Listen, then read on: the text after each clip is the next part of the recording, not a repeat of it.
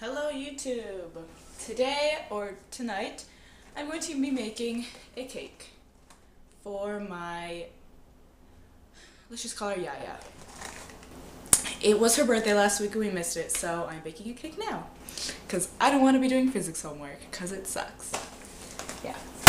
So, first, let's preheat the oven. It says to preheat it to 350. So, here I go.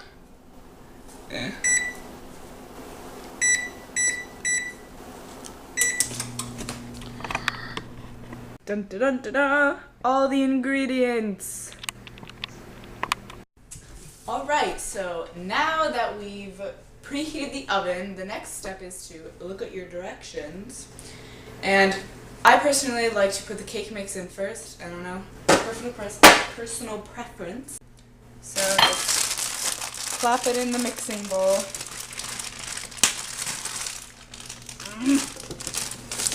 Whee! And next on our list is,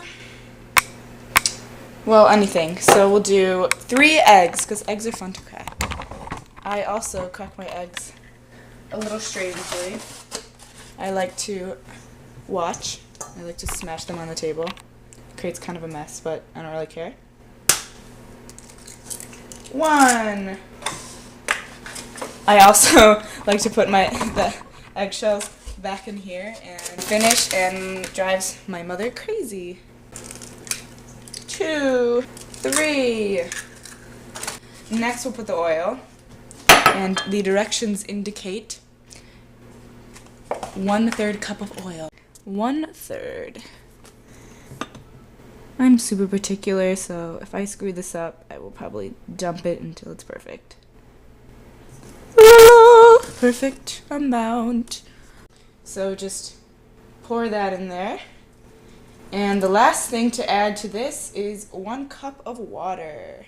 So Danielle is actually a little weird about this. I use the faucet water. Danielle actually likes to fill it up from like the fridge. It's like not tap water, it's like filtrated whatever. It's just stupid because you're cooking it anyway.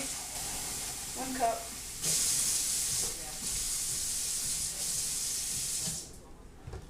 Add the water. Whee! Don't laugh at me. And we are now going to beat the mix for the indicated amount of time on the box. By the way, box mix is so much better than scratch mix. Don't listen to Rita, because she will tell you otherwise. Anyways, blend it with a mixer on medium for 2 minutes. Alright, let's beat this sucker.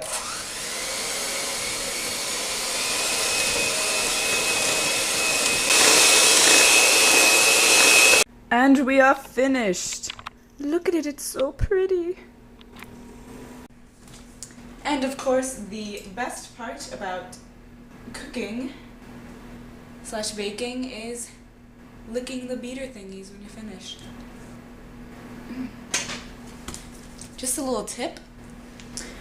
Please beat it / mix it, whatever you do, for the amount of time it says on the box. Because people are always like, oh, Sarah, how do you make such great cupcakes? They taste so good. You're so perfect. Oh my God, I want to be just like you. And I'm like, guys, just follow the directions on the box. Is it really that hard? And they're like, oh yeah. And then I bake with them. They're like, 30 seconds, they beat it. And they're like, it's done, whatever, let's eat. And I'm like, you're stupid. True story. Another very important step in the baking process is pamming up the pans, because if you don't, then your cake is going to be stuck in your pan forever. Not really, but it's really hard to get out. So, pam it up.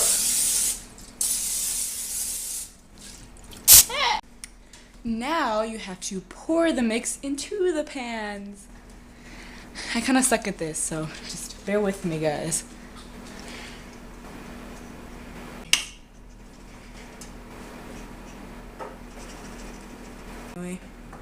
That's so exciting. Sometimes you kind of have to spread it,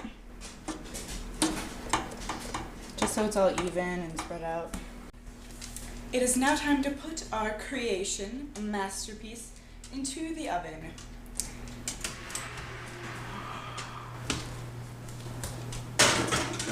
Always try to put it on the center rack because it cooks the best when it's on the center rack.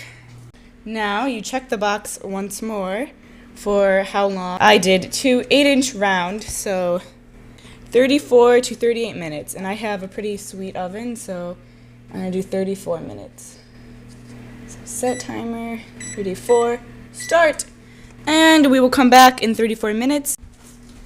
In the meantime, we could lick the bowl. And now that the cake is cooled, we're going to frost it with this delicious chocolate frosting.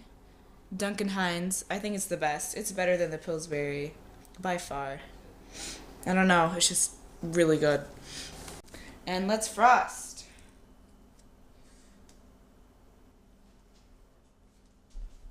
Voila, we are finished with our cake.